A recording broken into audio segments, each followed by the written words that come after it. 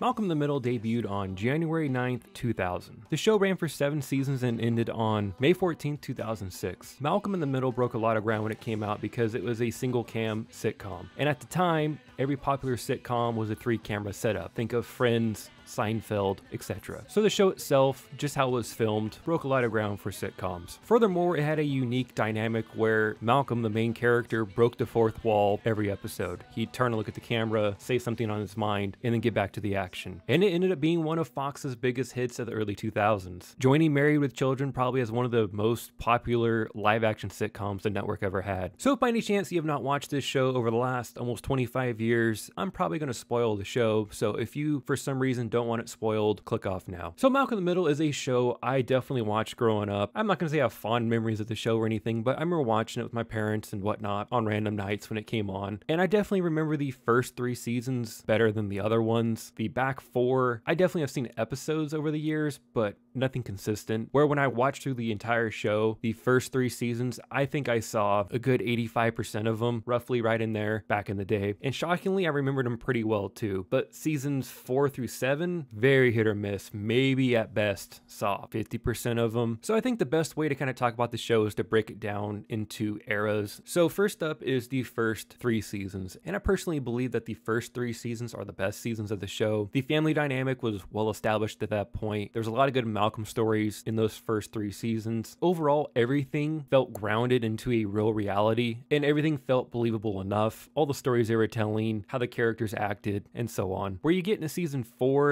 that starts to kind of falter a little bit. And then season 5, I feel like season 5 is by far the worst season. And that's when it really gets really cartoonish and turns into just a weird slapstick comedy of just absurdness. I really did not like season 5. That's the season when everyone just gets really dumb or mean. Like Lois is just mean to her core that season with no real redeeming qualities. It doesn't seem like she even likes the kids in season 5. Where in previous seasons it did feel like she actually liked her kids. Yeah, she's mean, she's hard on the kids, but there's always a moment throughout the season or even a few moments that like you could tell she loves her kids, has a touching moment, even if it's fleeting with one of the kids and stuff like that. Where season 5, she's just mean. Definitely the worst season in my opinion. Then season 6 and 7, I definitely think it kind of course corrects and it becomes a little bit more grounded, even though there is just zany, wacky stuff that holds no continuity to the show. Again, it turns into a cartoon. That is the best way I can describe the show. It turns into Family Guy or The Simpsons or something. Like there's only a few things that holds continuity after like season 3. Like Jamie, he is born. He holds continuity, technically speaking, even though that there are a lot of episodes in the tail end of the show where he just disappears. Or like Reese joins the army and Lois goes to some unnamed country and brings him back home. Stuff like that just ungrounds the show in just ridiculous ways, and it just makes it so different from where it originally started. I really dislike that. Where I could overlook some like goofy gimmick of like, I believe in season 1 or 2, there's a septic tank in their backyard and the boys cover it with like a picnic blanket and they want their babysitter to fall down it. Okay, that's a funny little moment because I think Reese ends up falling down it, but then they never talk about the septic tank again. Okay, fine. Like that's not a big deal if they break continuity about a septic tank, right? Don't really care, especially in a sitcom. But when you have silly things like Reese running away, going to the military, Dewey joining the special needs class, but then they kind of just throw that plot line out the window after a season and a half or so and they never touch on it again. Malcolm really stops being the center of the show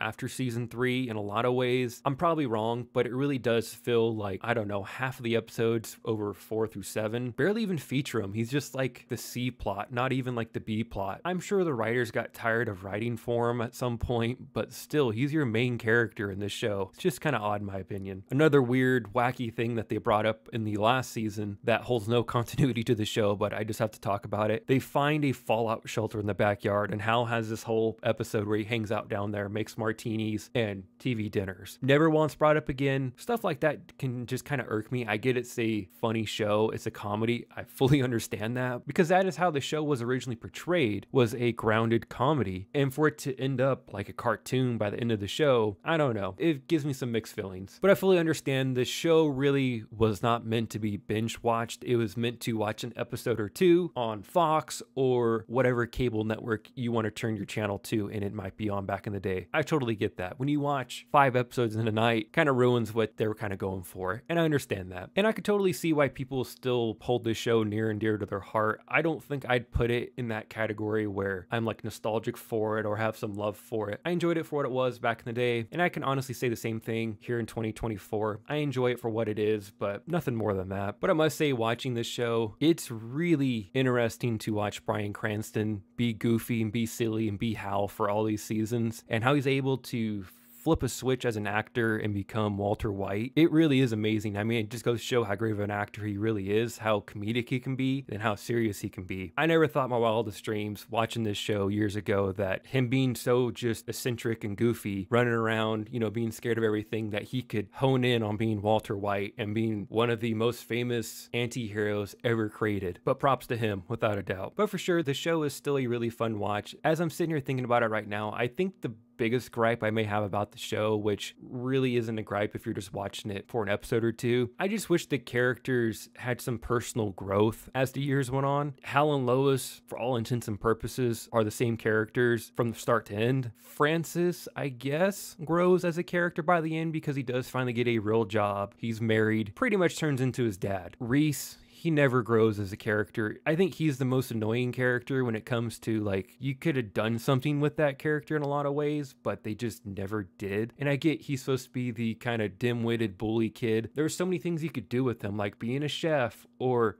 joining the military, or even being a janitor. There's a lot of interesting stories there that you could have had of him finally maturing and not being completely Reese all the time. Malcolm, he complains about everything from start to end. Is it warranted? Yeah, a lot of the times it is, but at the same time, he never fully kind of just grasps what's going on in his life and understands why it's that way. For a genius, sometimes he's not all that smart. And then getting to now Dewey, I do think Dewey did grow as a character, because the first, let's say, 3 or 4 seasons, he was just the weird little kid, and they just did wacky stuff with him. They really didn't know what to do with the character, but by the end, he probably was the best character because he actually grew as a person. Turns out he's really smart like Malcolm, but he ended up getting stuck in the special ed class because Malcolm told him to flunk the test. And he helps the family in a lot of ways, and he has his own interest, and he likes music and playing the piano, and there's other things I'm probably not thinking of, but he grows as a person, where like everyone else just stays the same like cartoon characters. And I guess you have to mention Jamie for a moment, but he was just a baby and a toddler throughout the whole show, so there's nothing to talk about there. I guess to kind of wrap up this whole video, I saw a article online, I actually saw a few articles online talking about a potential revival or reboot of the show that Bryan Cranston is working on. I doubt it's going to happen. Most of the actors in Malcolm in the Middle don't act anymore, and Disney owns Fox now, and I'm sure that would pose a whole set of things they'd have to figure out. I do think there are plenty of stories to be told if they were to bring back the show, but it all kind of goes back to, I hope the characters are able to actually grow if they did bring it back. I like to see where Dewey is, Malcolm is, Reese, Francis, Jamie would be, what, in his 20s at this point. Their newest kid that they tease in the finale of the show would be like 18 or so right now. That could be interesting, I guess. See how an older Hal and Lois is, still raising kids well into their, what, mid-60s or something right now. And there's stories to be told for sure. I doubt it's going to happen. Just wanted to mention it. But I think that pretty much wraps this up. This is just kind of a ranting review, commentary on Malcolm in the Middle. Is it still worth watching in 2024? I'd say it is. Give it a shot. It's a lot of fun most of the time, even though I wouldn't suggest watching more than 3 or so episodes a night. Watch more than that, it gets to be a bit much. Anyways, let me know your thoughts on the show down in the comments below, and while you're down there, if you could like the video and subscribe to the channel, that'd be greatly appreciated. Till next time, guys, everyone have a great day.